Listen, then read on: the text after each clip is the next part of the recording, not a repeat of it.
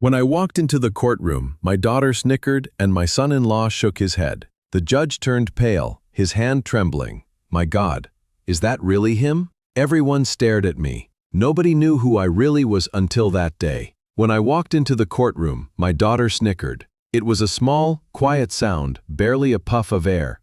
But in the tense silence of that cavernous room, it hit me like a slap. My son-in-law Mark just shook his head, a gesture of pure, unadulterated pity. He adjusted the knot on his $300 silk tie and looked away, as if my very presence was a source of second-hand embarrassment. They thought I was just a sad old man in an ill-fitting tweed jacket who had no place in their sophisticated world of trouble. They were wrong. But to understand why my own daughter would laugh at me in one of the worst moments of her life, you have to understand the man she thought I was. For the last 30 years, my name has been Frank Miller. I live in a quiet little suburb of Denver, in a two-bedroom house that smells perpetually of sawdust and wood varnish.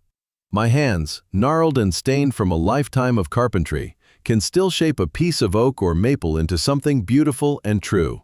My life is simple. I live off a small pension, spend my days in my workshop, and my world revolves around my 7-year-old granddaughter, Lily. She's the only one who looks at me without a hint of pity. To her, I'm just Grandpa, the man who can fix any broken toy and who carves her little wooden animals that fit perfectly in the palm of her hand. My daughter, Jessica, and her husband, Mark, see me differently. They love me in their own way, but they see me as a relic. A kindly, harmless fossil from an era when a man could supposedly make a life with his hands.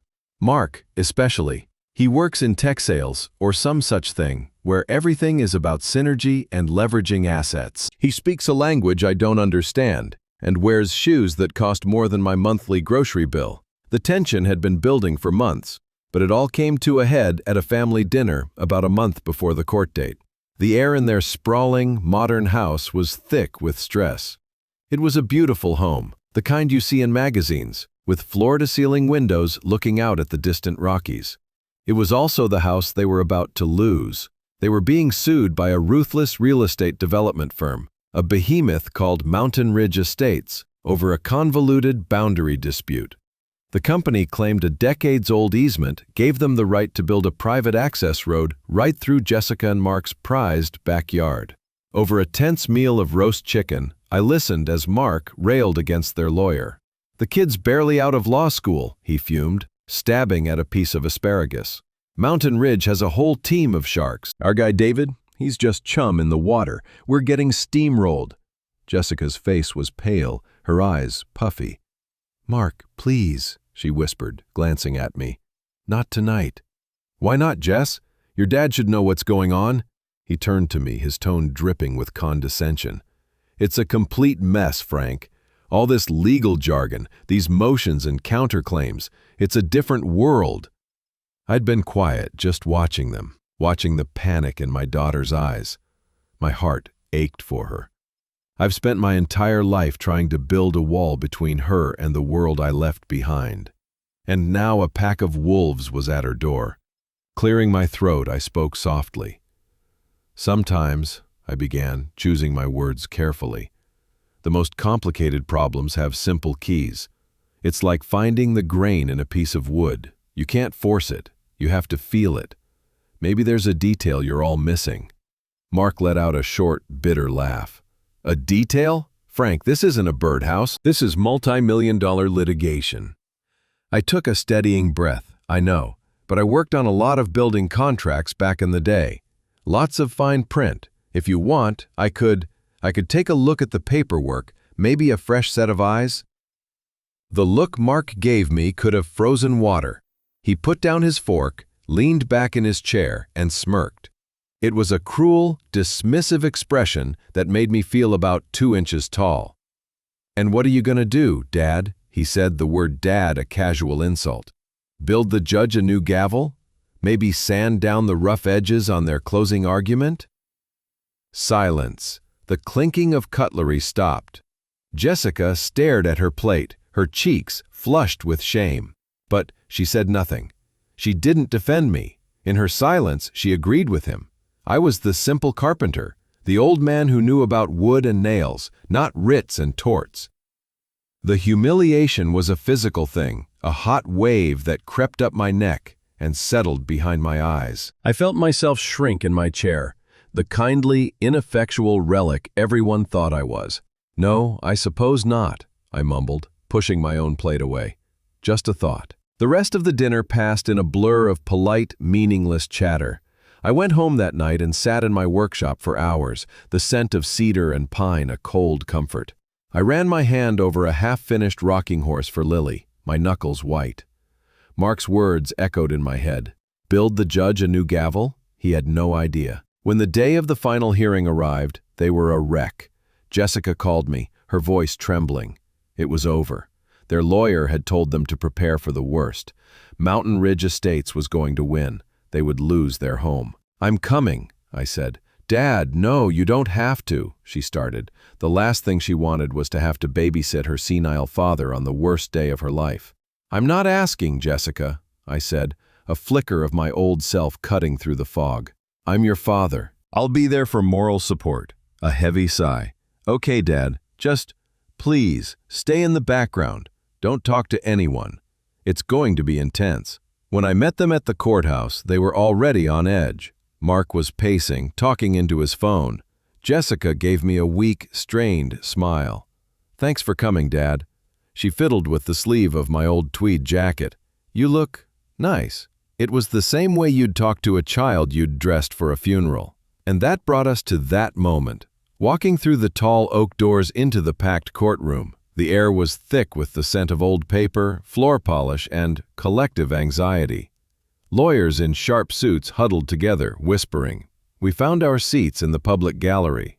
As I sat down, a piece of lint on my jacket caught Jessica's eye. She reached over and picked it off with an exasperated sigh, then shared a look with Mark. That's when she snickered, and that's when he shook his head. In their eyes, I wasn't a father coming to support them. I was a liability. A piece of their past they had outgrown but were still forced to drag along. I sat there, hunched in my seat, the simple old carpenter, and I let them think it. I let them believe it because the truth was about to detonate their entire world. The hearing began exactly as I knew it would, as a public demolition. The developer's lawyer, a man named Harrison, whose suit probably cost more than my first car, was a shark in a three-piece suit. He moved with an oily, practiced confidence, his voice a smooth, deep baritone that filled every corner of the courtroom. He called himself a litigator, but he was a performer, and the jury box, even though there wasn't one for this type of hearing, was the whole room. His audience was the judge. Our lawyer, David, bless his heart, was the gazelle Harrison was about to turn into a meal. He was young, his face still holding a hint of post-college earnestness. His suit was a size too big in the shoulders, and he kept nervously shuffling his papers, the rustling sound like a dry leaf skittering across pavement. He was hopelessly outmatched, and everyone knew it. Harrison paced before the judge. "Your Honor, the facts are simple. My client's Mountain Ridge Estates purchased the adjacent parcel with a clear and legally filed right of access easement through the property now owned by Mr. and Mrs. Reed. This easement, filed in 1982, is ironclad. Their refusal to grant access for preliminary survey work constitutes a breach of this established legal right, causing significant financial harm and delays to my client's project." He spoke with such finality, as if he were merely reminding the court of the sky's color. David stood up, his hands trembling slightly. "Your Honor, we contend that the nature of the access being sought, heavy machinery, consistent traffic, goes far beyond the original intent of the easement, which was for," he fumbled with a document, "for occasional agricultural access." Harrison let out a soft, condescending chuckle. "Occasional agricultural access, Your Honor, is a quaint but legally undefined term. What was occasional in 1982 is different today. The right is for access. The type of access is a matter of modern necessity. The defense's argument is based on sentiment, not statute." It was a bloodbath. Every point David tried to make, Harrison parried with a casual flick of his wrist, citing precedent and case law that made our young lawyer's head spin. I saw Jessica sink lower in her seat, her hand over her mouth. Mark sat ramrod straight, his face a mask of stone-cold fury and despair. And from my seat in the gallery, hunched in my old tweed jacket, I felt the familiar gears in my mind begin to turn, grinding away 30 years of rust. I couldn't help it. It was like breathing. When Harrison presented a satellite map of the properties, I saw the angle was skewed, making the proposed access road look less intrusive than it was. Misleading visualization, I thought. Under my breath, so quiet only I could hear, I muttered, "Improper foundation." When Harrison started questioning a city planning official he'd called as a witness, his questions were all structured to elicit a yes. "So you would agree, wouldn't you, that development is vital for the community's tax base?" "Objection. Leading," I whispered to the floor, my voice a dry rasp. Jessica glanced at me, her brow furrowed in a mix of irritation and concern, probably thinking her old man was starting to lose his marbles. She put a placating hand on my arm, a gesture you'd use for a confused child. I just patted her hand and fell silent, feeling the sting of her misunderstanding. The judge called a 15-minute recess. Mark immediately cornered David, his voice a low, angry hiss. Jessica stood beside him, her arms crossed, looking defeated. I knew what was happening. They were losing hope, and they were taking it out on the one person they could. This was my chance. I got up, my joints protesting, and walked slowly toward the small group. As I approached, Mark saw me and rolled his eyes. "Not now, Dad, please." I ignored him. My focus was on David. The young man looked like he'd been run over by a truck. His tie was askew, and he was staring at his legal pad as if it held the secrets to the universe, but he couldn't read them. I stood before him. He looked up, his eyes tired and blank. "Can I help you, sir?"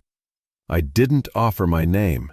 I didn't offer a handshake. I just looked at him, carpenter to lawyer, and spoke in a low, even tone that I hadn't used in decades. "Young man," I said, my voice quiet but carrying the weight of 1,000 courtrooms. I was looking at the documents they provided.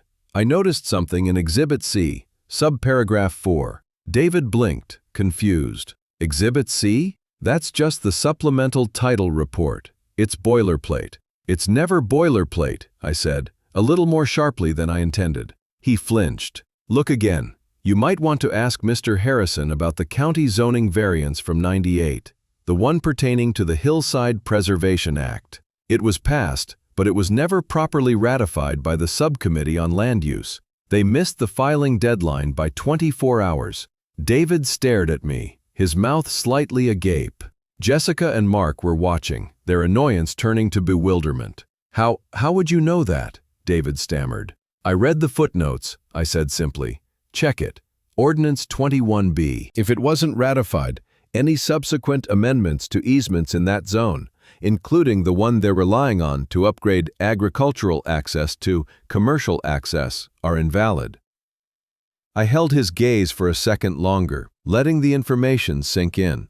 Then I turned and walked back to my seat in the gallery without another word.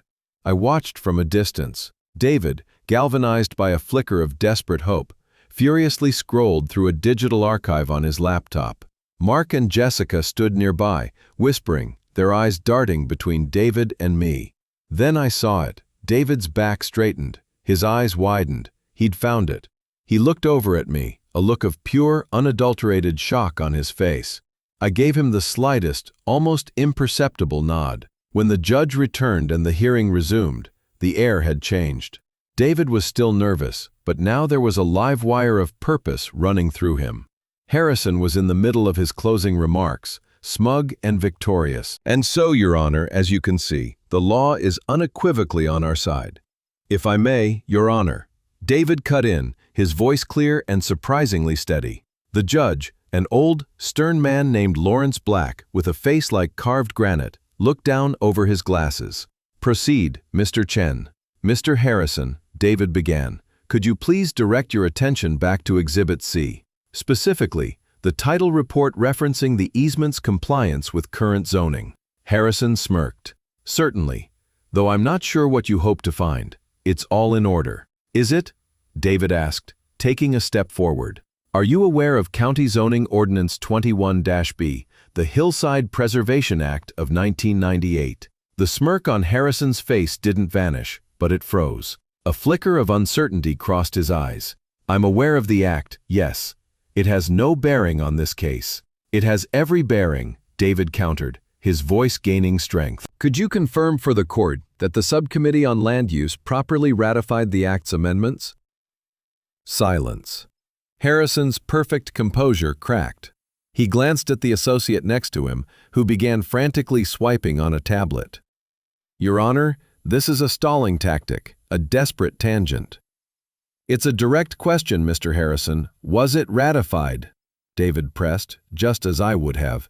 Because my records show the ratification filing missed its statutory deadline by 1 full day, rendering all subsequent amendments to easements in that specific zone, including the one your client is using to justify their claim, legally void.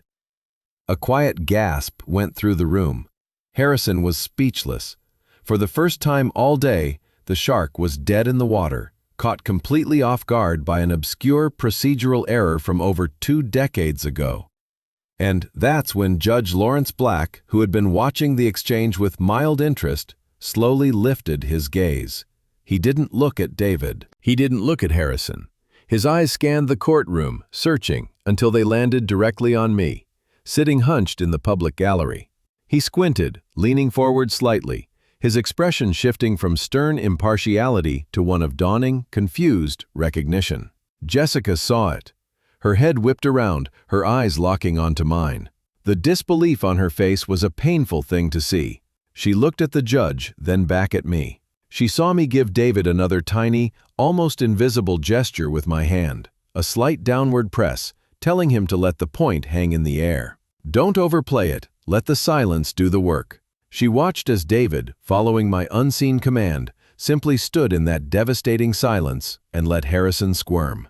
Bit by bit, the case was turning, and my daughter was finally beginning to understand that the simple old carpenter she brought to court for moral support was not the man she thought he was at all. Mr. Harrison, the developer's lawyer, moved in for the kill.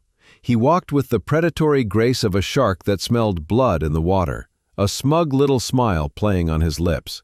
He was holding a single piece of paper, waving it gently as he approached the bench. Your Honor, he began, his voice dripping with condescending victory. While the defense has wasted the court's time with obscure, century-old ordinances, we have something a bit more current. He placed the document on the dais.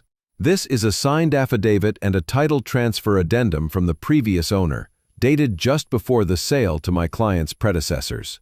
It grants explicit right-of-way and developmental authority over the easement in question, superseding any prior zoning conflicts. It is, in short, a silver bullet. The air went out of the room. It was a physical thing, like a window had been smashed in a pressurized cabin. Our young lawyer, David, looked as if he'd been struck. His face went chalky, and he shuffled through his own stack of papers with a desperate futility. He was a kid playing checkers against a chess grandmaster, and he'd just been put in checkmate. Beside me, Mark let out a quiet, strangled groan.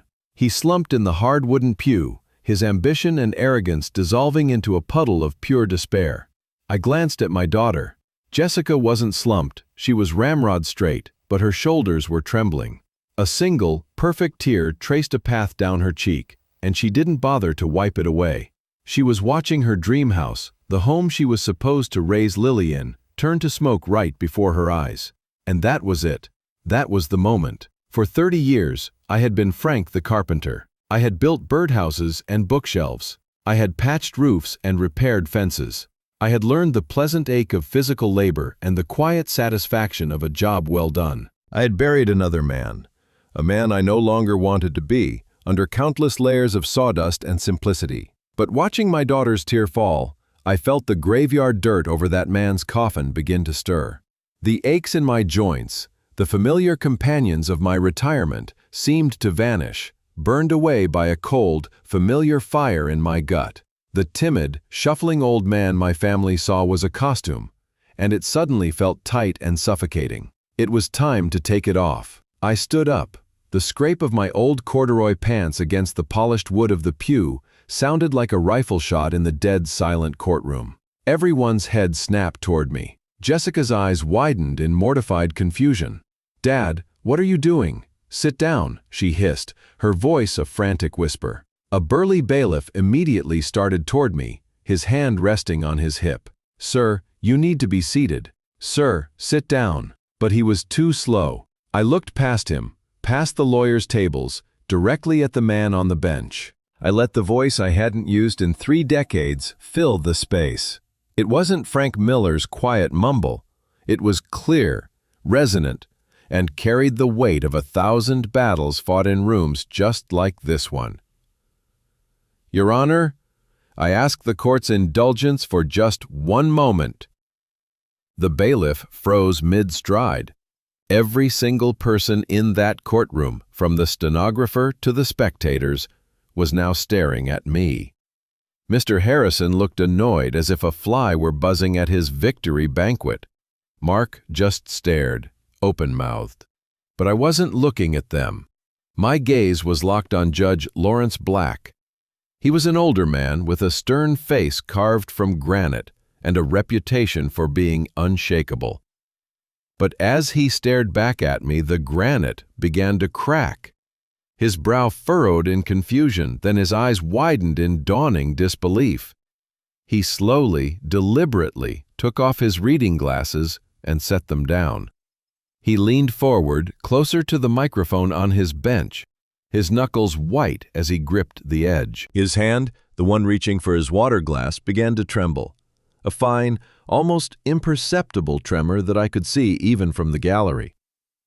A hush fell over the room as he spoke, his whisper amplified by the microphone into every corner, every ear. "My God," he breathed, his voice hollow with shock. "Franklin, is that really him? Franklin the Ghost Pierce?"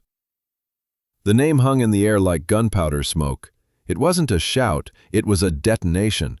I saw a wave of recognition, no, of shock, ripple through the first few rows, where the other lawyers and court officials sat. They began whispering furiously to each other, pointing not at the judge but at me. Mr. Harrison's smug expression didn't just falter, it shattered. His jaw went slack, and the color drained from his face as if a plug had been pulled. The confidence evaporated, replaced by a raw, naked terror. It was a look I knew well. I had spent a career putting it on the faces of men just like him. Jessica and Mark were looking back and forth between the judge and me, their faces masks of utter bewilderment. Then, an old reporter in the row behind them, a man with a weathered face and a journalist's instinct for a story, leaned forward and whispered to them. I couldn't hear his words, but I could see their effect. "You don't know?" I imagined him saying. "That's Franklin Pierce, the best trial lawyer this state ever saw. They called him the Ghost because he'd make your whole case disappear. Took down senators, corporations. Then 30 years ago, after the infamous Blackwood case, he just vanished.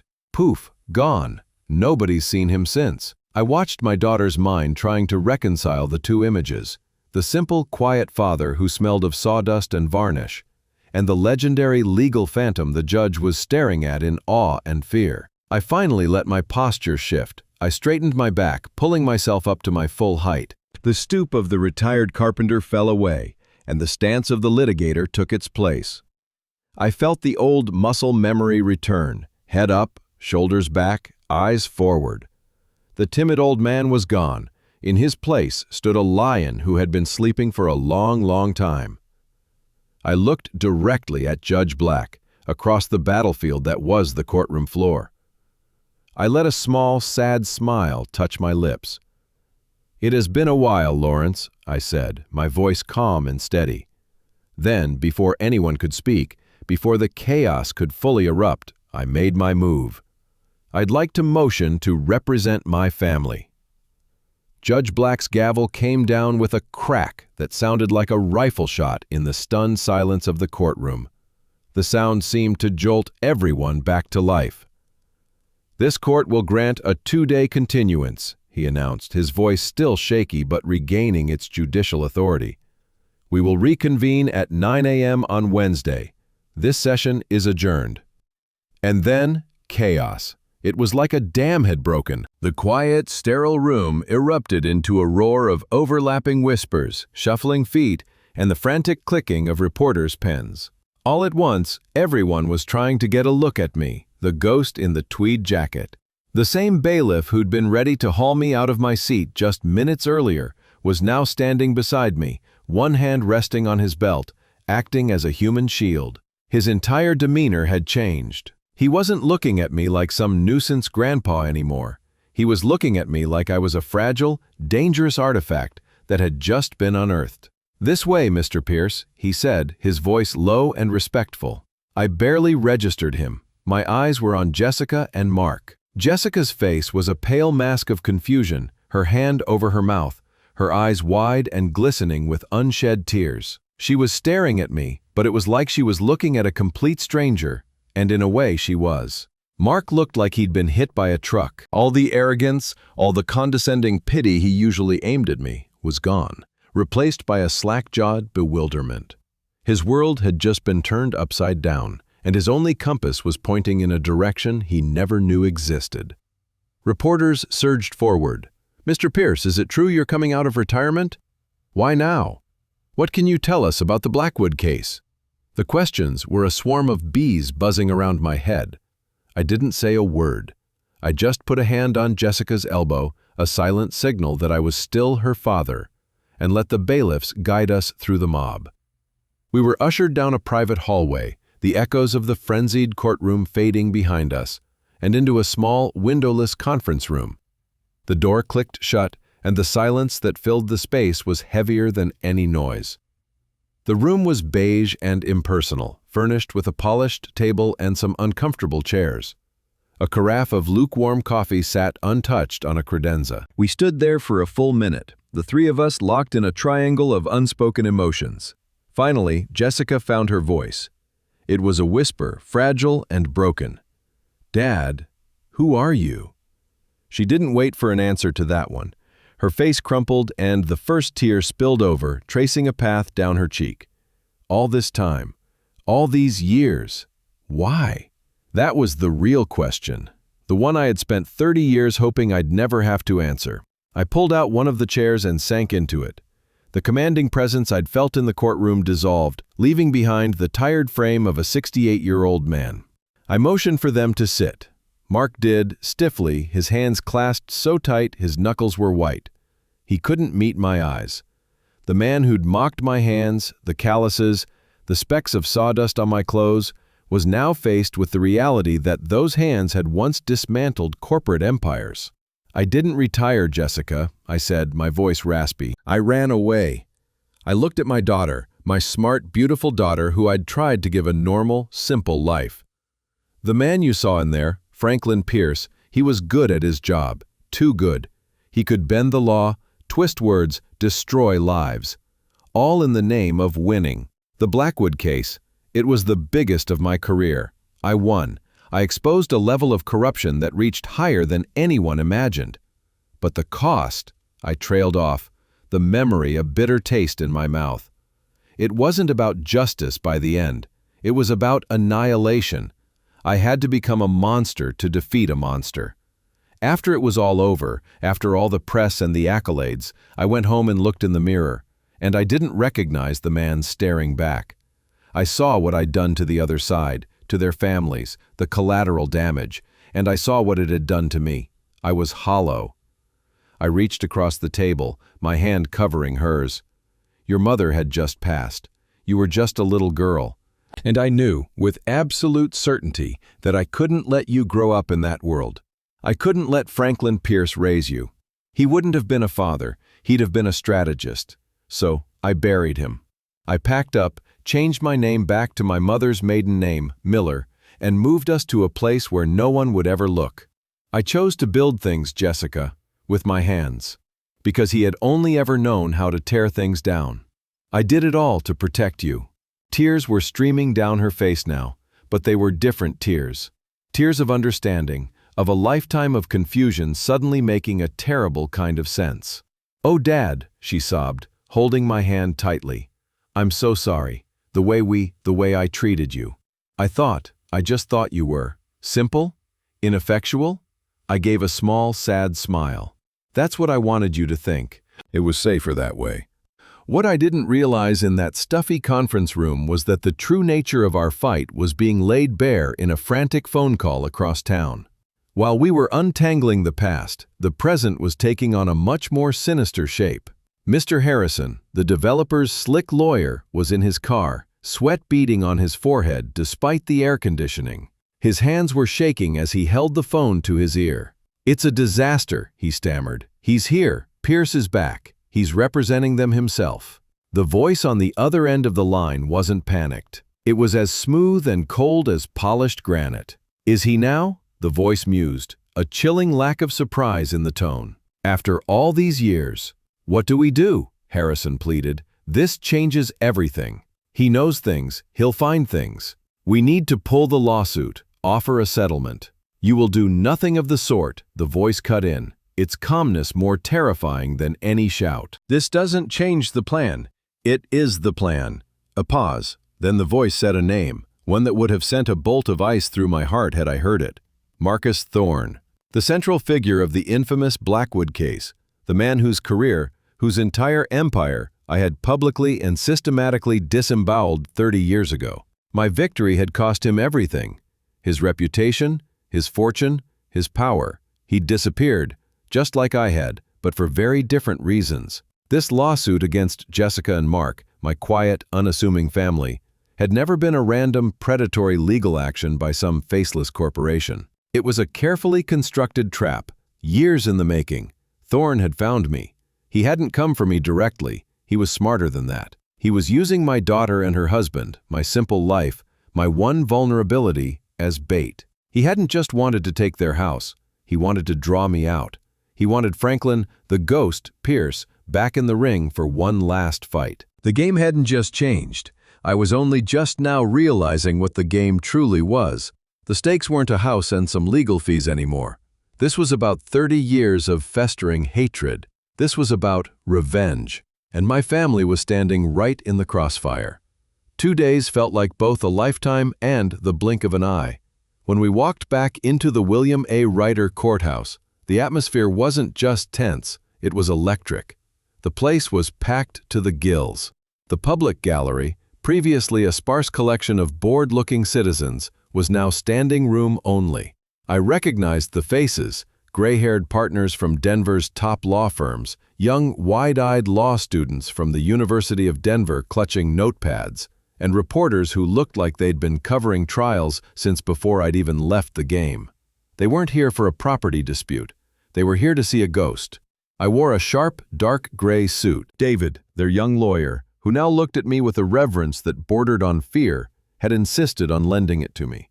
It felt strange at first, the crisp fabric against my skin after 30 years of flannel and denim. But as I buttoned the jacket, something clicked into place. This wasn't a costume. It was a uniform I had shed, and putting it back on felt less like a disguise and more like coming home. The stooped shoulders of Frank the carpenter straightened, and the steady, analytical gaze of Franklin the ghost Pierce took over. Jessica walked beside me, her hand gripping my arm so tightly I could feel the tremor in her fingers.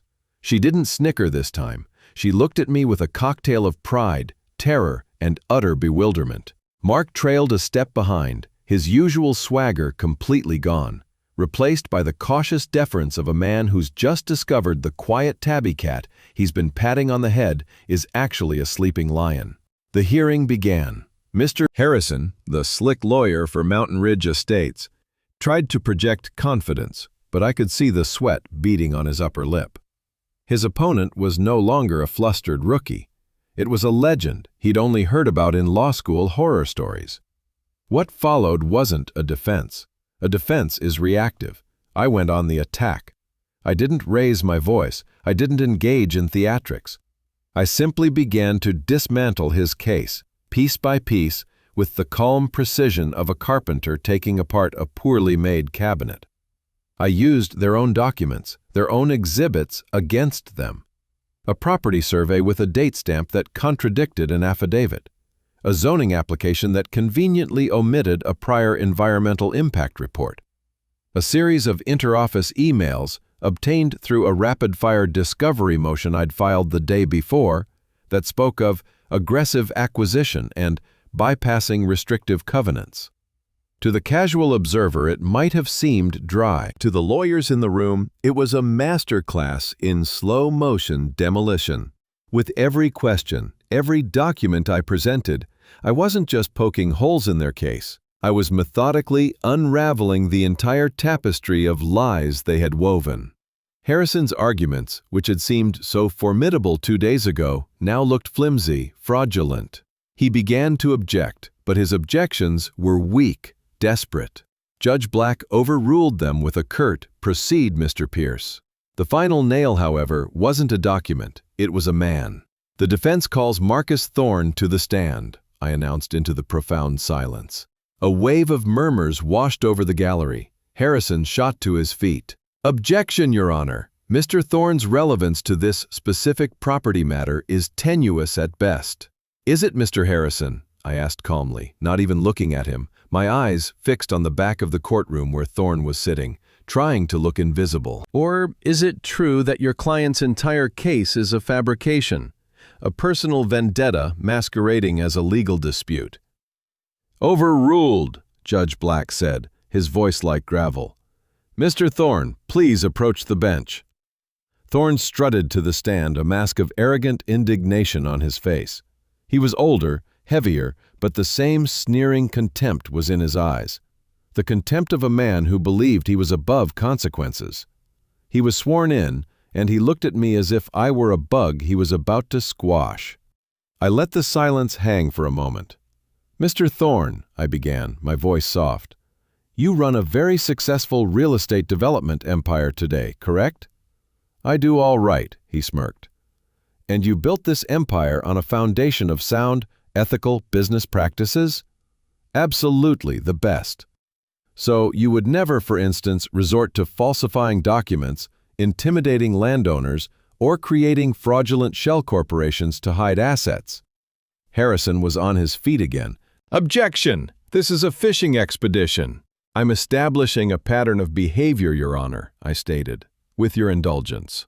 The judge simply nodded. I walked back to my table and picked up a single, yellowed piece of paper in a plastic sleeve. It was a copy of a memo I'd kept for 3 decades. "Do you recognize this document, Mr. Thorne? It's a memo, dated March 12, 1994. It's from you to your legal team in the Blackwood case. It instructs them to bury the opposition in paperwork and to use any means necessary to discredit the primary witness. Does that sound like your ethical business practices?" Thorne's face went white, then a deep, mottled red. "That was 30 years ago. It has nothing to do with this." "Doesn't it?" I pressed, stepping closer. "Isn't it true that this entire lawsuit against my daughter is nothing more than a pathetic, long-simmering revenge plot? You couldn't beat me in court 30 years ago, so you decided to hurt me through my family. You found my daughter, you manufactured a claim against her home, and you set this whole thing in motion, not for profit, but for spite. Is that not the truth?" he snapped. The mask of civility shattered. He pointed a trembling finger at me. You ruined me. You cost me everything. They called you the ghost because you dismantled people's lives and vanished. I had to rebuild from nothing because of you." "So you admit it," I said, my voice dropping to a near whisper that still carried through the silent room. "This was all for revenge." "You bet it was," he snarled, "and I'd do it all again to get what's owed." Checkmate. The admission hung in the air, thick and undeniable. Harrison slumped in his chair, head in his hands. He knew it was over. Judge Black removed his glasses and rubbed the bridge of his nose. His ruling was swift and brutal. The case against Jessica and Mark was dismissed with prejudice, meaning it could never be brought again. He then turned his attention to Thorne. "Given the testimony I have heard today, including a clear admission of malicious prosecution and what appears to be a pattern of corrupt business practices spanning decades, this court is referring this entire matter to the District Attorney's Office for a full criminal investigation into Mountain Ridge Estates and Mr. Marcus Thorne personally." A month later, the aroma of grilled burgers and hot dogs filled the air in Jessica and Mark's backyard. It was a perfect Colorado summer evening. Lily was chasing a soccer ball across the green lawn we had fought so hard to keep. Mark stood next to me at the grill, flipping patties. All the arrogance was gone, replaced by a quiet, genuine admiration. "I still don't get it, Frank," he said, shaking his head with a small smile. "How did you know? How did you know he'd snap like that? How did you even have that old memo?" I smiled, watching Lily trip and fall, then bounce right back up, laughing. "Because some people never change, Mark. Thorne built his first empire on greed and lies. When I knocked it down, he just built a new one with the same rotten wood." Jessica came and sat beside me on the patio steps, slipping her hand into mine. She didn't say anything, but I could feel it all in her touch. The gratitude, the relief, the shame for how she'd seen me before. But mostly, I felt a new kind of love. It wasn't the dutiful affection for an aging father. It was a deep, profound respect forged in the fire of that courtroom. For 30 years, I'd lived 2 separate lives. Frank Miller, the quiet carpenter who built birdhouses and doted on his granddaughter. And the ghost of Franklin Pierce, a man I had tried to bury. But standing there, in the home he had saved, watching the family he had protected, I finally felt whole. The skills of my past had secured the peace of my present. Franklin Pierce had saved Frank Miller's family, and in doing so, he had finally saved himself.